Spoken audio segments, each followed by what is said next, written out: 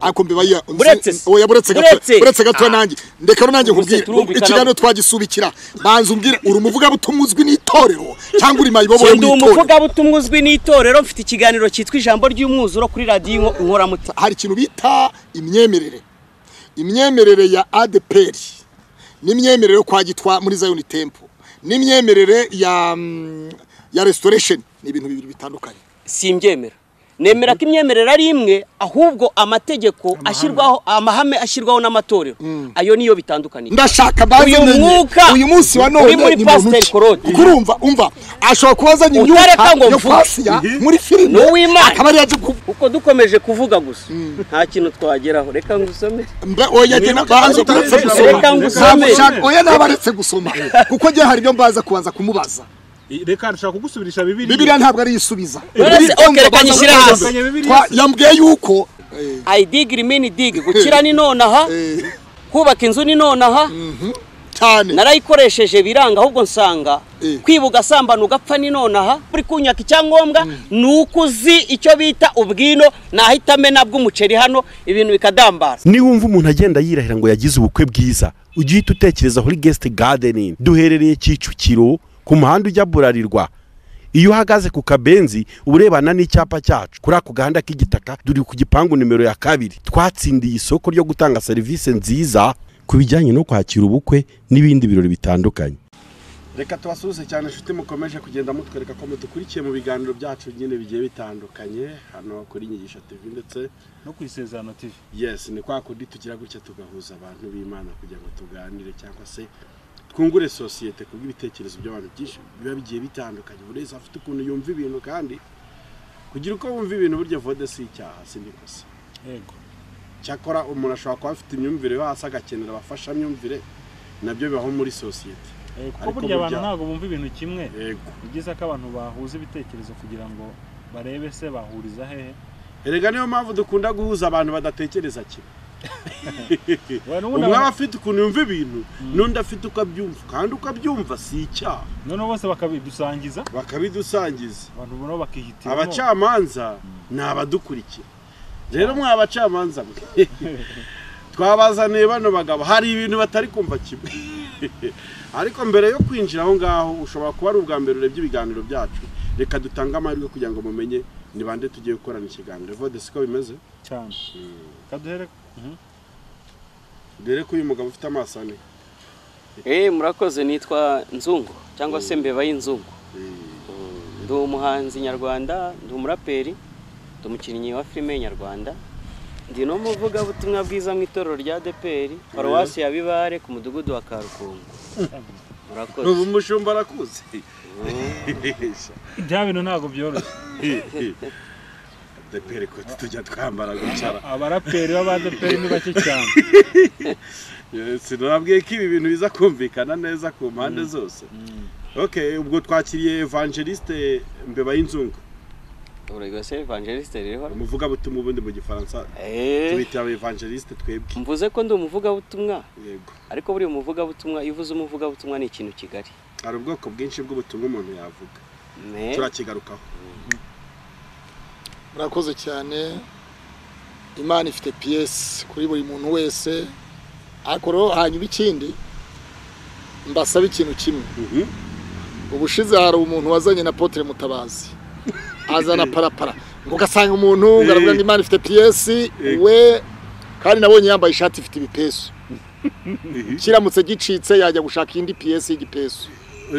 Nabonye afite amaso abiri. Ijisho rimwe ripfuye hasigara pièce y'ijisho rimwe. Rero anyway ntacyo reka turekera. None yakirititse mugasanga umuntu waravuga ngo Imana ifite pièce, Imana ifite pièce. Ubundi nkabari mu bakura he kariyo ya. Nkabari ubundi mu bakura he. Claude nibyo twavuze dutangira buri wese afite uko yumva. Wese afite imyumvire ibintu. Buriya nawe ku rwego rwe. Ni Past Claude Imana ifite pièce niyo nzima. Imana ibaha umugisha. Ubwo turamenya pièce mu kanya. Buri muntu wese agiye kumenya pièce ahereremo yariyo n'uburyo Imana igiye kumuha pièce. Nicaranye ngo na MBEBAYI niba ni MBEBAYI nimbeba iyo hirya nimbeba y'iki nimbeba y'ibishambagara nimbeba y'iki ko ndabona yambaye ipantaro icitse oya nagira ngo abanza mbwire ni ipantaro yabuze yo kwambara ko yambaye ipantaro yakoze accident ari mu nzira hanyuma haracika byageze do ariko ipantaro mu ADP buriya ziba yose buri muntu wese na demokarasi yiwe MBEBAYINZUNGU ndiganira nshuti y'umusaraba ariko tudakwemo na brag muri ADP sinzi ko haba imyambaro nk'iyi muvuga butumwa ba tuvuye muri brag ahubwo giye mbanze mbere ko dutangira ikiganiro yabahaye urwandiko yuko ari umuvuga butumwa muri ADP rumeze ute ruvuga ko yemere gukora ikiganiro kuri YouTube urwandiko aruzanye wasabye icyemezo rafite tora rya karukungu rya gusangiza nabanza wenda nkafasha Past Claude karabe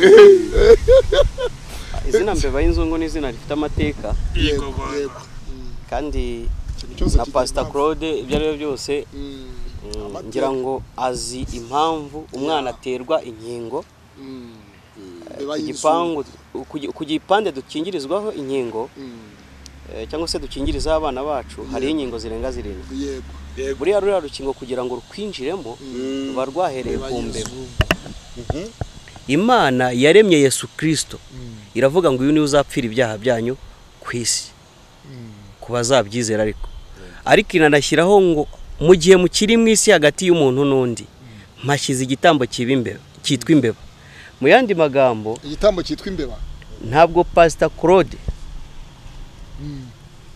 yakagombye kwicara hiyo ku isi y'abatari imbeba oya none Claude abayo kubw'imbeba navuze ngo Imana yaremye Yesu Kristo ukuraho ibyaha by'abari mu isi kabiri ishyiraho igitambo cyitwa imbeba hagati y'umuntu n'undi bivuze ngo Past Claude afite amahirwe kuba yicaye aha ngaha imbeba zibifitemo uruhare nka 80%. none se ibyo ntaho abantu byanditse muri Bibiliya ku buryo bidusomere abantu bataza kujya mu ruzitiro mu mutwe wawe imbeba wenda nzivugaho gatoya zirimo amoko 68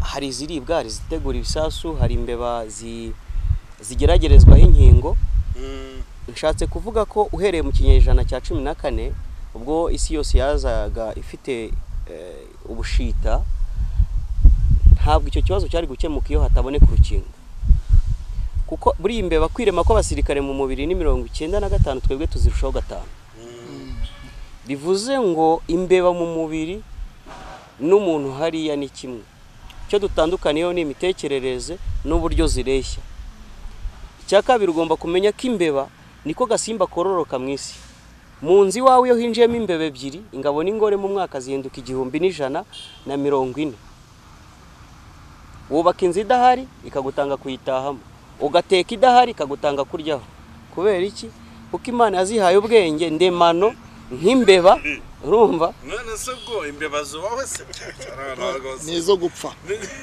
noneho izo mbeba hari izo bita guju ni imbeba zigaragara ku mugabane wa Aziya zifite akabara k'umutuku bene hano hejuru ku zuru ikiro cy'inyama cy'izo mbeba kigura $4 ibihumbi 4 ako munyande muri mode mwanzagemo yivuga butumwa si buri munyarwanda rero naracyashaka kukusobanurira gatoya ku mbeba kuko yabanje kwikanga ku mbeba ugiye cyo shaka kumenya tutarajya kuri MBEBAYINZUNGU biri mu ndangamuntu cyangwa n'ubusirimu kuko bambaza ngo Imana ifite PS ntaho byanditse mu mutima wanjye niba biri mu mutima wawe rero atari mu ndangamuntu twikomereze mu byatuze MBEBAYINZUNGU rero nko kuvuga ngo Imana ifite PS yego ndizera ko niba koko MBEBAYINZUNGU ndizera ko atari ubwa mbere umubonye yicaye hano harahandi wamubonye oya harahari njya mureba ku binyamakuru iryo rero ni izina nkoresha mu buryo bw'akazi ariko rifite igisobanuro cy'ubuzima tubamo bwa buri munsi yego yarakubasha ati icyemezo cy'itorero wakiza icyemezo cy'itorero ninde karukungu bazi ko MBEBAYINZUNGU yaje kuri YouTube kubwiriza cyangwa se mu ADP turi mu kiganiro ntabwo turi mu ivuga butumwa ndi mu ivuga butumwa nakikwereka kandi twazanye Bibiliya ariko ubu ngubu nivuga butumwa turi ivuga butumwa ari ikiganiro n'ibintu bibiri bitandukanye ubu turi kungurana ibitekerezo abyumvise no ndaza kwanga idigira imini digi ndaza kuvuga ngo akabanyaho nga idigira imini digi bivuga iki gukora ni none gukira ni none ahubwo nubikorera murataha ninde wababeshye koze Imana yonga naho rero ubutumwa bwiza mwabwiciye ndi kumwe n'umushumba nkosore nubwo rimwe na rimwe umuntu ajya yisumbukuruza mujye mutubabarira twebwe tuba turi hasi ngo idigira imini digi ngo gukira ni none no gukora ni none ubwo butumwa se ninde wabuze no kubuhuka si Bibiliya ziturimbe ishurirwa yagize riri muri Bibiliya se ntago ariko ibintu byose twizera ko biri muri Bibiliya ushaka kugira ihishuriro ikitari mu ijambo rero kikaba inyuma y'ijambo byinshi bitakaza agaciro MBEBAYINZUNGU tukira aho ngaho uvuze kuri umuvuga butumwa mu itoro rya DPR ku mudugudu wa Karukungu paruwasi ya Bibari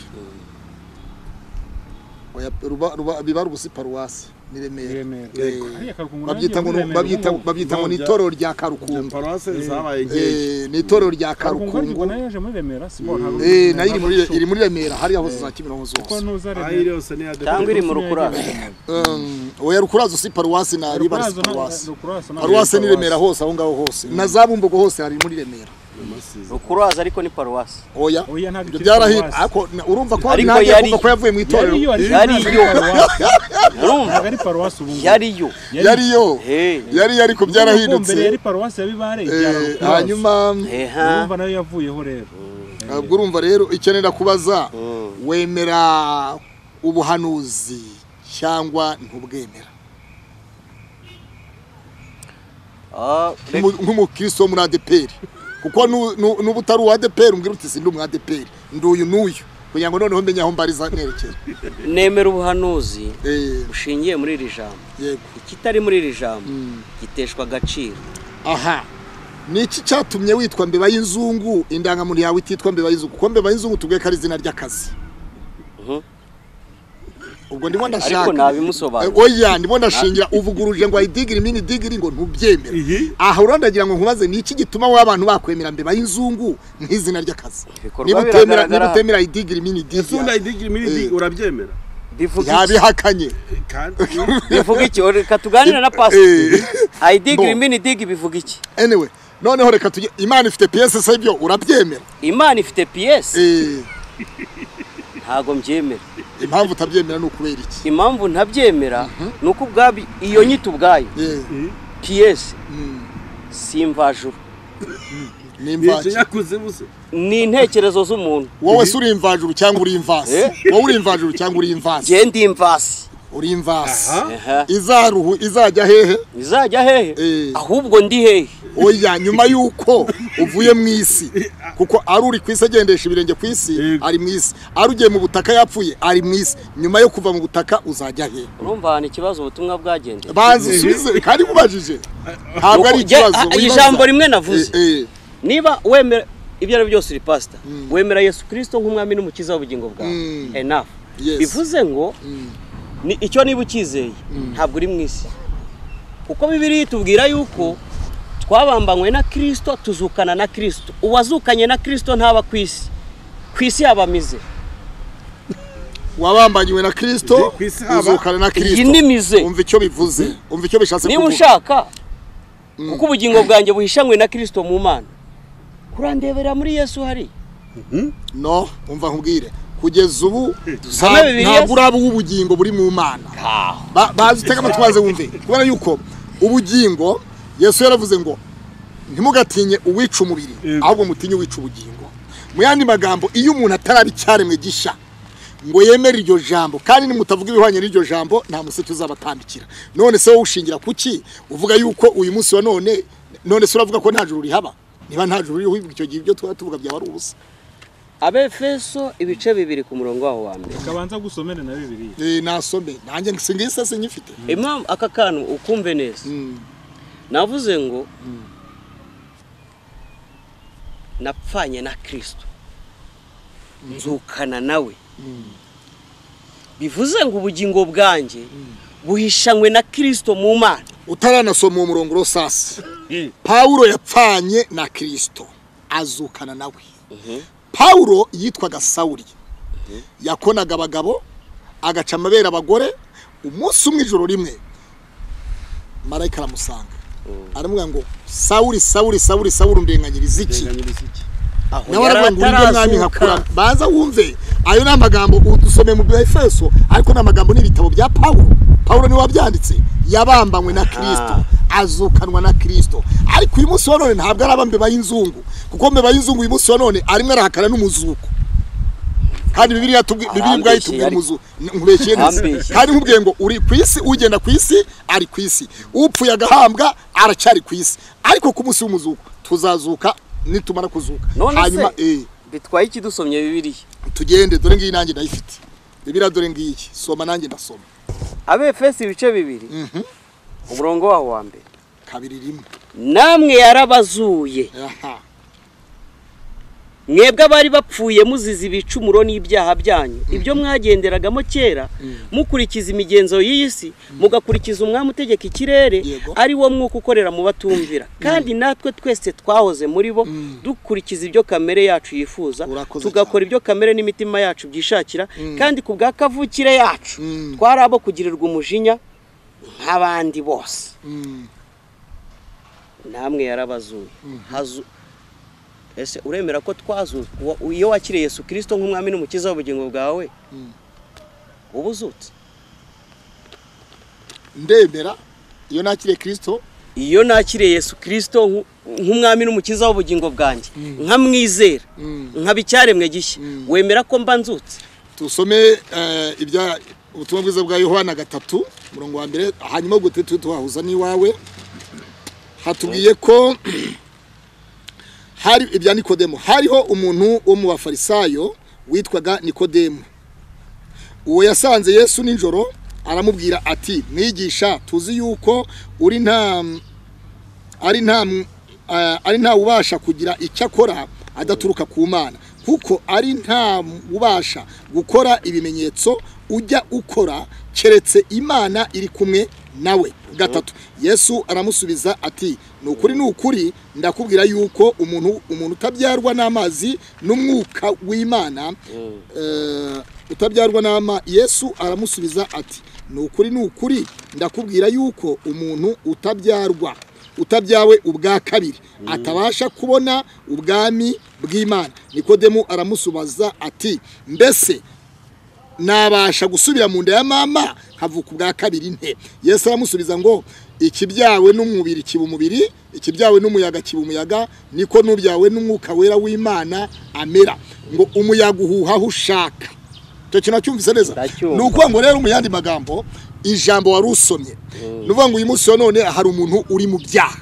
Uyu muntu uri mu byaha ntarakira Yesu Kristo nk'umwami n'umukiza ngo atangire yizere ubwo bugingo, atangire yizere ko azabona ubugingo buhora. Hari ukwizera ko tuzabubona, ariko ntabwo turabwakira ko muteri. Urakoze cyane. Wabyumvise neza. Nuvuga ngo rero kuzuka, gupfa nukuvuga ngo nukubatizwa. Iyo umuntu atarabatizwa ngo ajye mu mazi. Icyo cyanditswe ndagisubirisha icyanditswe.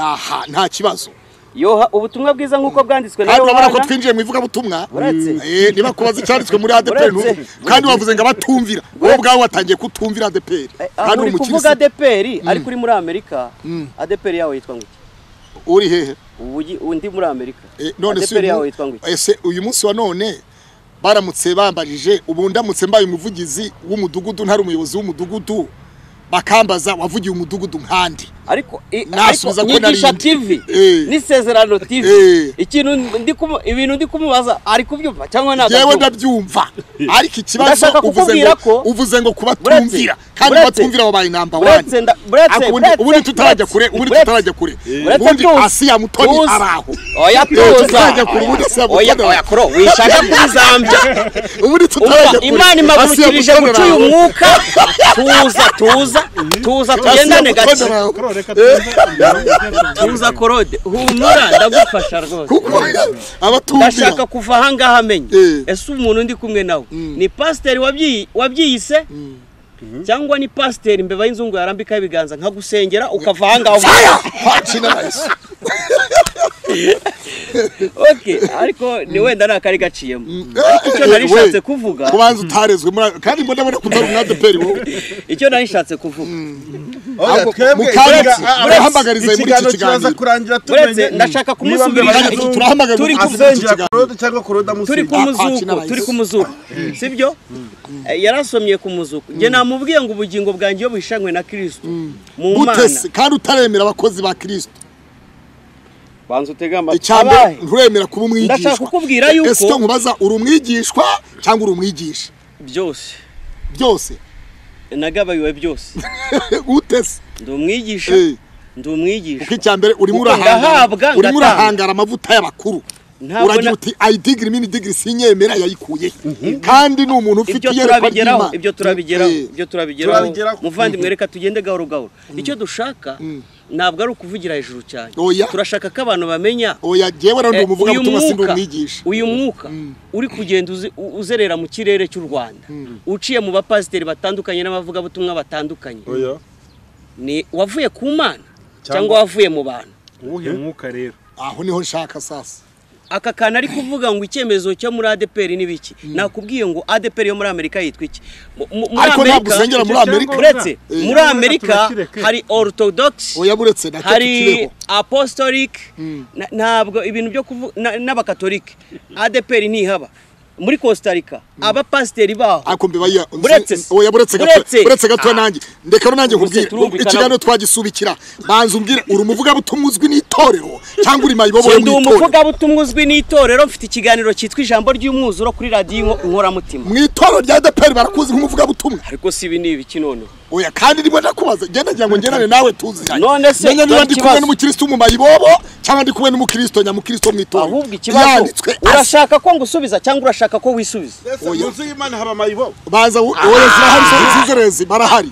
Zisaguti. Barahari. Zisaguti. Uyu munsi wa none ari muri ADPR.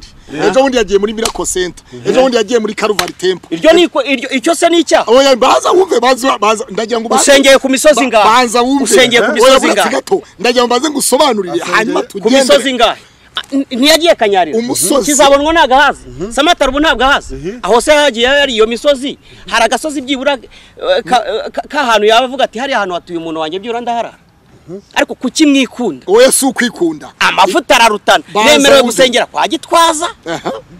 Urumva uzi impamvu ari kuvuga gutya? Aho bukerura kuri umwana wa Tibi Joshua. Oya buretse.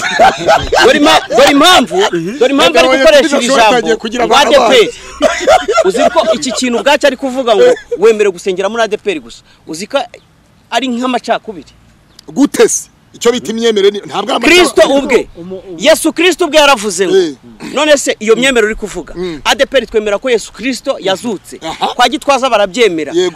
Mu Miracle Center irayemera. Guteranira muri Miracle Center hajya no gusengera kwa Gitwaza bitwaye iki? Ariko umwuka numwe urakoze cyane. Noneho rero sasa hari ikintu bita imyemerere ya ADPR n'imyemerere yo kwa Gitwa muri Zion Temple n'imyemerere ya restoration ni ibintu bibiri bitandukanye. Simbyemera. Nemera ko imyemerere ari imwe ahubwo amategeko ashyirwaho amahame ashyirwaho n'amatorero ayo niyo bitandukaniyeho. Ubundi cyo cyose gihuye mu imyemerere ni idini. No. Banza umve nkubwire. Uyu munsi banza biratandukanye. Banza umve nkubwire. Gitwaza Masasu ntashobora gushyingira umuntu wa divorceje. Masasu yabuzwa n'iki? No. Urabizi wamuhagararaho? Bizi neza ijana kwijana. Ntabwo bizi neza hari kera. Banza ureke nta byakera. Hari kera. Amase yo muki nta giho mu rutaro. No yakwaca wewe. Baca. Bibiri ivuga yuko umva. Yewe ubwanjye nigire kwa Apôtre Masasu. Urabyumva neza? Sinadivorceje se. Nigire kwa Apôtre Masasu. Turiganirira mu live muri office. Nk'umubyeyi. Yego. Urabyumva neza nk'umuntu mukuru nemera. Ndamubaza poso. Yewe nkiri ntarakizwa ntaraba umurokore. Naradivorceje. None ubu ngubu igihe nongeye gushaka mwasezeranya nk'umu restoration barambwira ngo no. Bibiri iravuga ngo igitandukanye umugore n'umugabo ni urupfu cyangwa Yesu agarutse. Wabyumvise neza? Meme no muri Zion Temple. Nabo nuko bihagaze.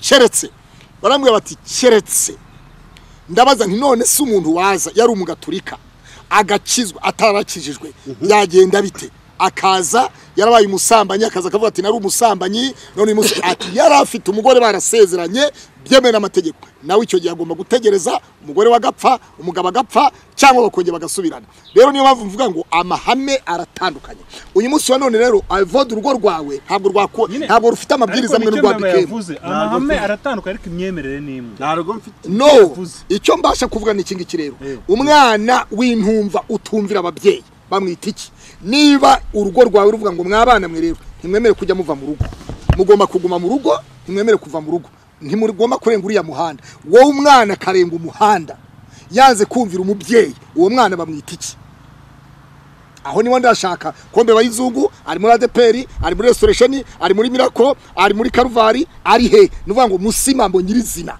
niba ari umuvuga butumwa musimambo nyirizina wo muri ADPR ndashaka amenye ko ntashobora kurenga amahame ya ADPR musubize se yego nashakaga kumubwira yuko aba pasiteri bo muri Costa Rica bambaye neza bambara amajipo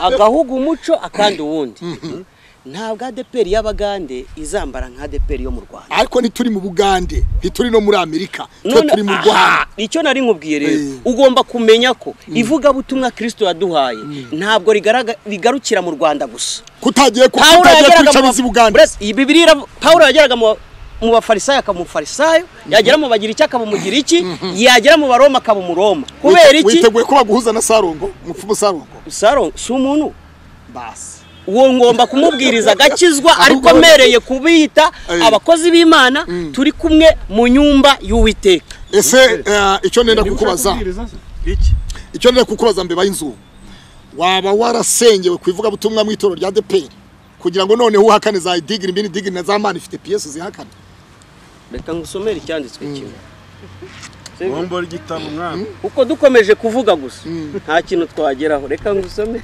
oya gena banze kuretse gusoma reka ngusomere oya nabaretse gusoma kuko je hari byo mbaza kubanza kumubaza reka nshaka kugusubirisha Bibiliya ntabwo ari isubiza reka nyishyire hasi yambwiye yuko ataje nk'umuvuga butumwa niba ataje nk'umuvuga ibiganiro rero ntabwo twaje gusoma Bibiliya hano niba shaka ko dusoma Bibiliya n'abarundi kuvuga ngo je buri kibazo cyo busaba icyemezo yarasengewe nk'umuvuga butumwa mu itorero none se abavuga uranyumvirana ikibazo kuko nagira ngo cakajagari kazama ibobo oya Claude tuza umutima ikibazo cya Imana gifitiye igisubizo uyu munsi ndashaka kumenya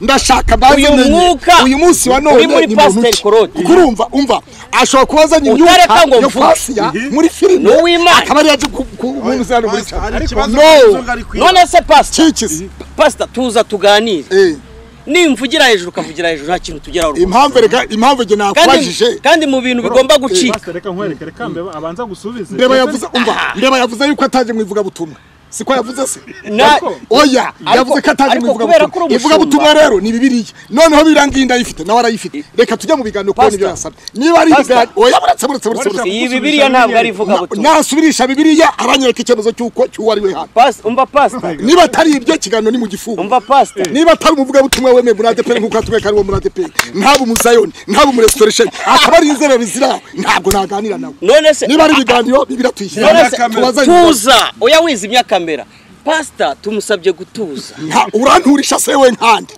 kandi pastor wasengewe wowe urinzera yuko usengerwa ntabwo ufite adresse mbere yuko usengerwa abo mwe muri ngo mugenda nta mani itanga amazu nta mani igira gutya nta mani ifite ibyo bintu banzureke aho niho nshaka tuganire aho niba ari ibiganiro Bibiliya tuziho kereka nutuza nacecetse none se uravuga ariko Bibiliya tuba tuzihore kwambwe kari ibiganiro bitugiye mu biganiro iyi Bibiliya rero ureba ndashaka kukubwira urayinyigisha se witwa nde ntabwo ndi bukwigisha ndashaka urayisoma urindi imbere yanjye kuko nicyo nshaka niba uri umuvuga butumwa mbwira uti umuvuga butumwa umuyobozi wanjye yitwa kanaka oya none se njye mu muhanda njye kubwizwa n'umuntu wahariye mu muhanda reka nanjye none mbafashe gatoya kuko urumva bene aba nibo baza bagasenya aba ni badema aba babita dema biri badema basenya ibyo abantu bubatse ubuso wagiye kuruza kuri dachosa akavuga ngo yoweri ngo ni ingurube ngo nizoga ngo nibo bene aba ariko rero njye mfite ikibazo niba naje ngana pastor akaba adashaka kumva imitekerereze yanjye imitekerereze yawe rero irahabanye byibura nibigoramye ayigorore kandi nabanje kukubaza ngiye kuganira n'uwitwa ndi nakubwiye nitwa Hategekimana Claude MBEBAYINZUNGU umuvuga butumwa muri ADPR mbere yuko ndi umuvuga butumwa sibyo nturuka mu itorero rya ADPR ahubwo ikibazo wari kumbaza ngo uvuga ubuhe butumwa ikibazo rero gihari dore ngiki nagize kugeza ubu sindamenya n'imivugurure y'itorero rya ADPR ntayazi aracyita bibare paruwasi aracyita ukurazo paruwasi bivuze iki haheruka mu rusengero tega amatwi nta kibazo kuki udashaka kumva se ukuri namwumvise ibi ngibi ndi kuvuga ndashaka ko muzazana na Pastor Yongwe muzazane na Pastor Yongwe si Pastor Yongwe nta kibazo apotere ni intumwa nicyo bivuga sibyo na ubu nawe uri apotere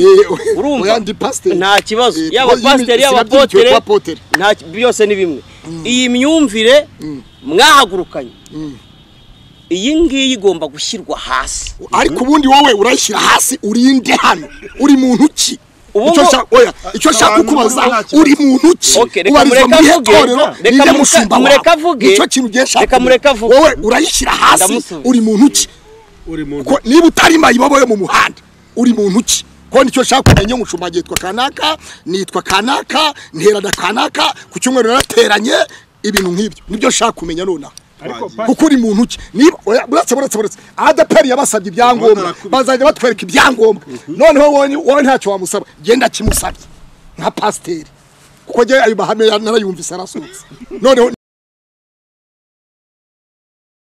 pastor hano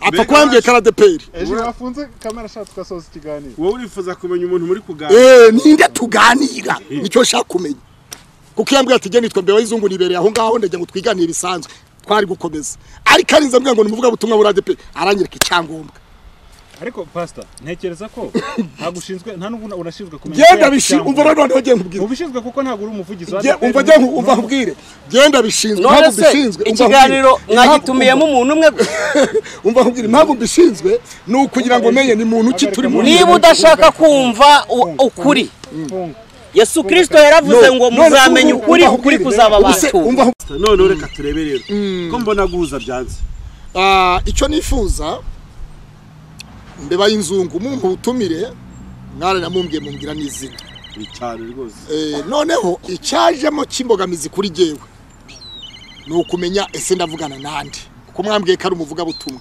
nawe tumubaje ati ngo muri ADPR noneho numva n'imihinga gukirayo muri ADPR uburyo impinduka zirimo numva ntabyazi ahora niho nagize akabazo question mark ariko noneho kubiyo mpamvu reka tubigira ubutaha kiganiro kizakomeza n'ubutaha ariko mubaze kugira ngo gisoze MBEBAYINZUNGU ni ikihe kibazo nyamukuru cyatumye wifuza kwicana na Pastor Claude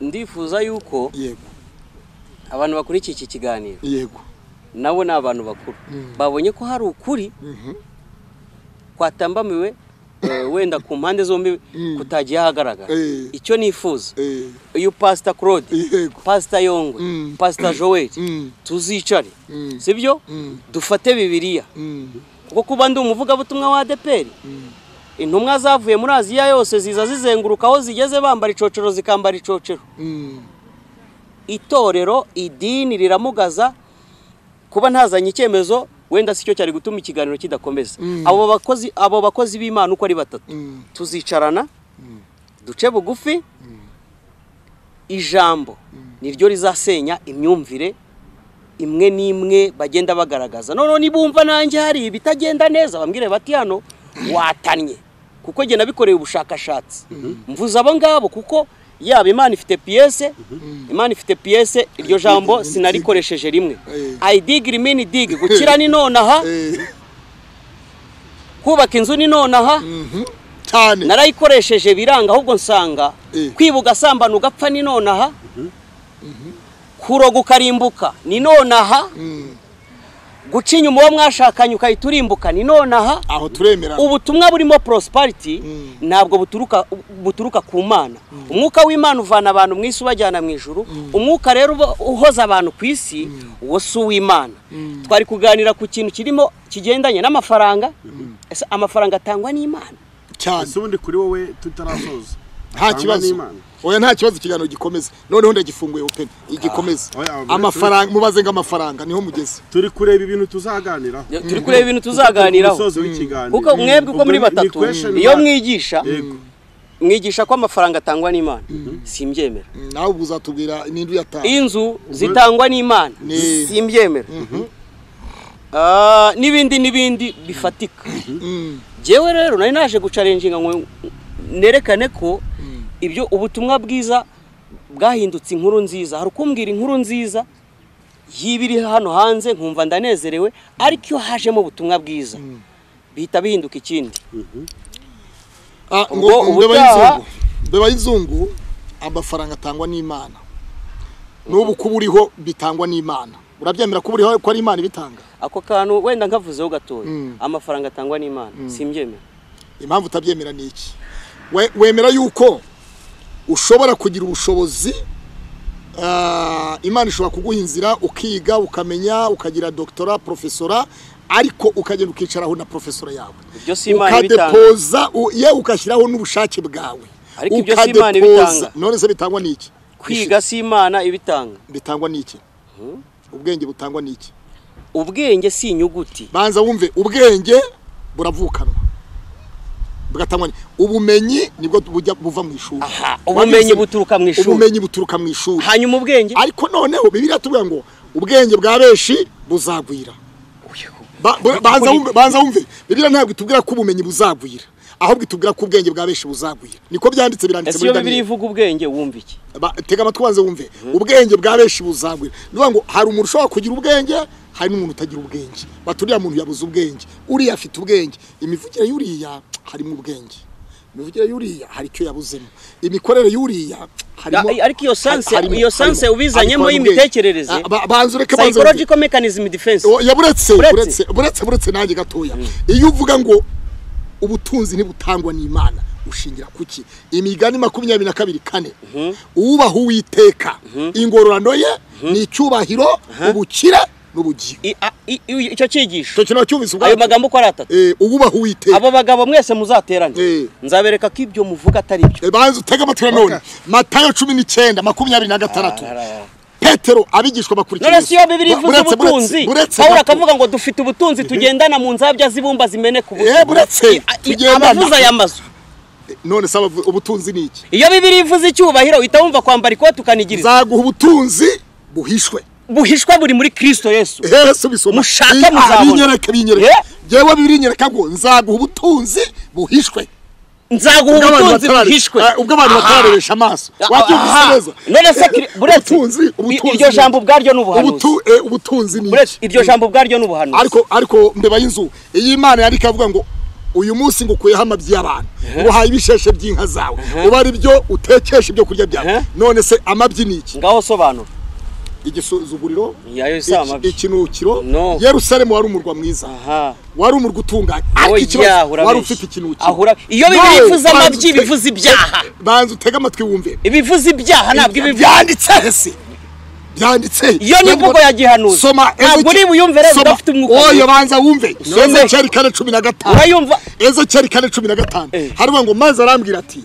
dore amabyi y'abantu nyagukuyeho ngo haye ibisheshe by'inka zawe uzaba ari utekesha ibyo kurya byawe yari yoroye se bakubwiye ko yari yoroye yari yoroye urumva banza wumve Ezekiel iyo Bibiliya ivuze gutyo iki kintu abantu bagomba kucyumva ikibazo cya mbere twagize mu itorero ryacu umva nuko twahawe indyo itari makunyu tugahambwa indyo yo mu buryo bw'ubuhanuzi ariko itugwingiza ariko MBEBAYINZUNGU nkwibarize ujya kwasi yagukora akazi wari ujyanyweyo niki wakuwe n'iki aha turimo turarekeza muri diru tekinike y'akazi nta kibazo icyambere nabanza ujya kwasiya wavuye mu cyaro ujya kwasiya wari ugiye gukora yiki wavanywe n'iki kwasiya icyambere ugomba kumenya imyumvire tega amatwi iyo udafite imyumvire mizima ushobora gutuma udakora akazi neza tega amatwi asiya nijye wagiye kumureba cyangwa yaje kunshaka ibyo yarakoze byose Imana yaba yaramukwerekejeho hanyuma imyumvire yawe mibi igatuma mutandukana turi mu ijambo azanye masiya azanye moyongwe azanye miti icyo nashaka kukubwira iyo myumvire rero buretse iyo myumvire y'amafaranga nakubwiye ngo ntitangwa n'Imana kandi ifite fact itangwa n'iki nyine niba idatangwa n'Imana itangwa n'iki Imana guhaye ubwenge sibyo ubwo bwenge Imana iduhereza amabuye y'agaciro turacukura amafaranga uretse se ngusobanurire tuvana amabuye y'agaciro mu butaka hariya tuyabyazamo tuyashyira mu mahofuruno avamo ayo mafaranga avamo amazahabu n'ibindi ayo mafaranga y'ubwayo ibihugu byacu bijya kugura amafaranga ku nganda zo hanze zikora ayo mafaranga abo bashinzwe kugenzura uko ifaranga ridatakaza agaciro ku rwego mpuzamahanga bazana umubare wayo bashaka bitewe nuko babona ifaranga rizitwara ku isoko mpuzamahanga abo turi mu bakozi b'Imana igihugu gifite abantu bagitekerereza bashinzwe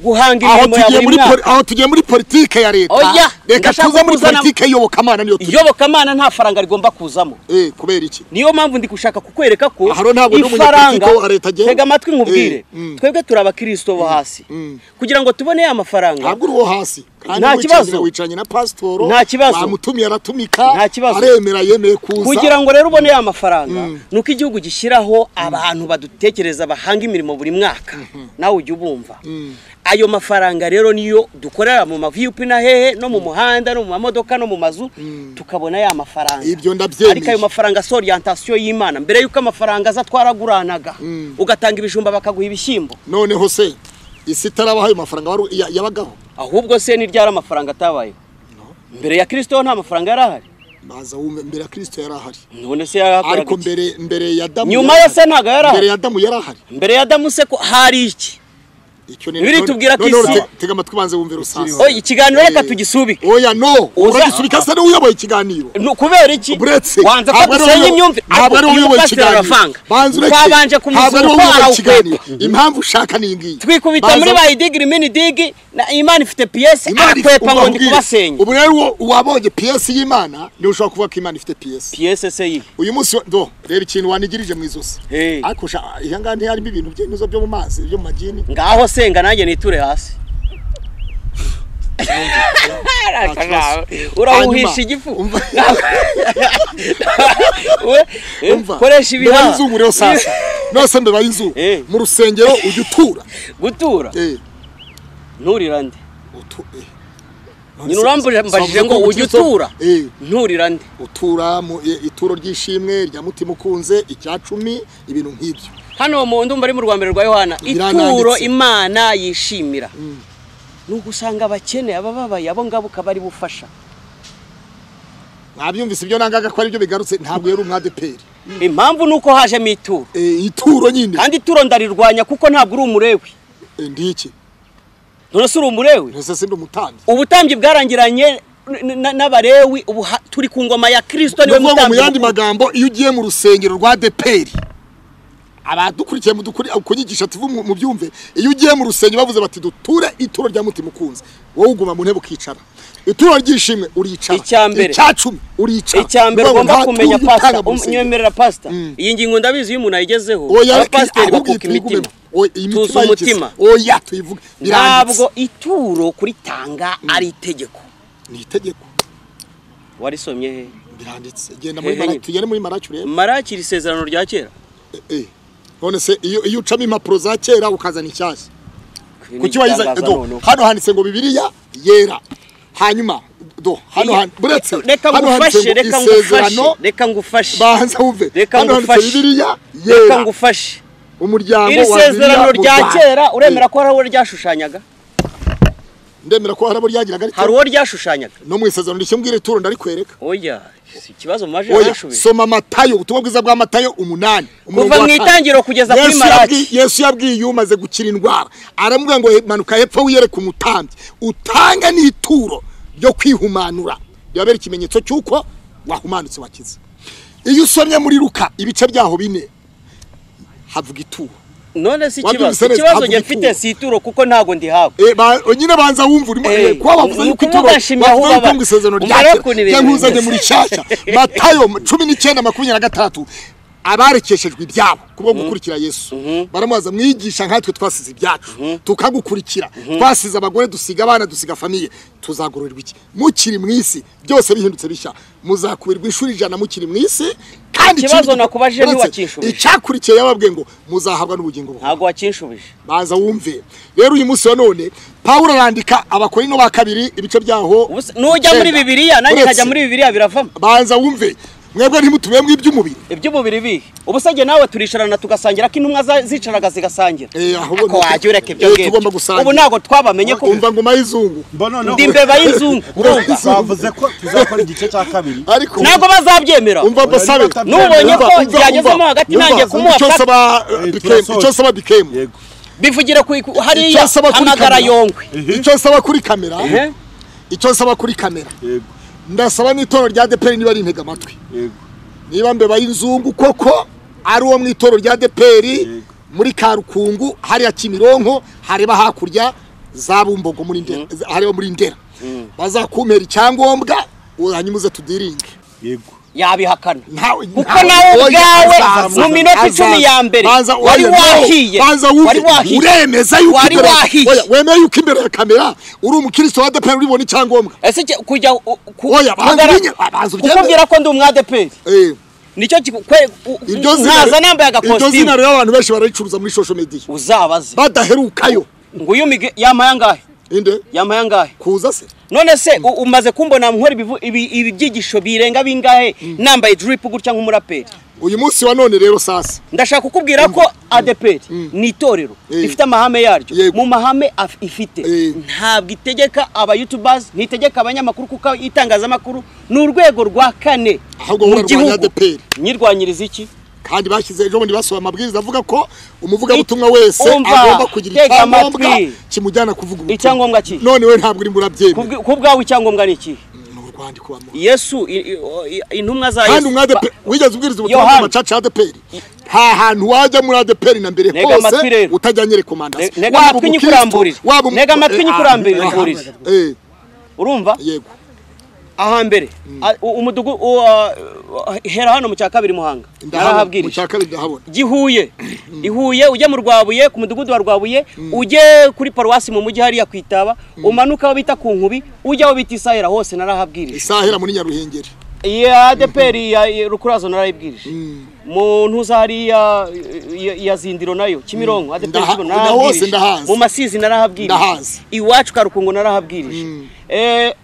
Kamashashi narahabwirije mbikubwiye atari ukuvuga ngo aho hose nanahajyaga none se nta ni cyangombwa afite none se MBEBAYINZUNGU ko numva amavuta si cyangombwa gikenewe na amavuta cyangwa se nugusenya imyumvire iri umva nabyumvise giye kurwange ruhande MBEBAYINZUNGU arimo aravuga ngo icyangombwa si cyo gikenewe urabyumva neza ariko giye kurwange ruhande shingiye ko mukubaha ubuyobozi bwa ADPR kugira ngo duhure na MBEBAYINZUNGU na Apostle Yongwe nzabimusaba azabyemera ahubwo we duhure ryari Apostle Yongwe azaba hari ahubwo we turaza ryari cyangwa ngo ugiye gusaba umva ndabibabwiye ndi umwa ADPR nabikubwiye evodura umwa ADPR byihorere hari umwa ADPR umva utega amatwi reka soze tega amatwi soze ndi umwa ADPR nabikubwiye nzana iyo shaka nari kuza nkubwira irindi torero kandi niyo ari kuzanyaka icyangombwa kuko atari ADPR